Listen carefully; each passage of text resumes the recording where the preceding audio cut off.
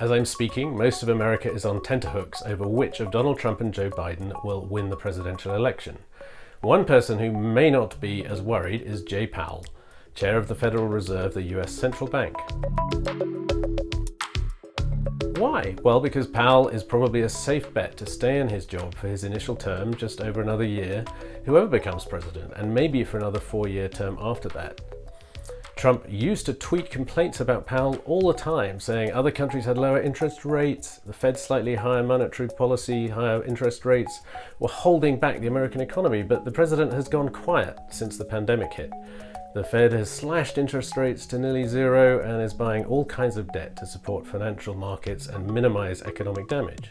Biden, meanwhile, the Democratic presidential candidate, wouldn't quibble with the Fed's response to COVID-19 either. And if he wins the election, he'll need continuity where he can find it. After all, Trump has put in place a lot of partisan officials who any Democrat would want to replace. Powell is not one of those polarizing figures.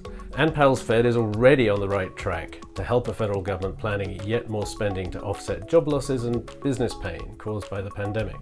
And that's probably on the cards whether it's Trump or Biden who wins the White House.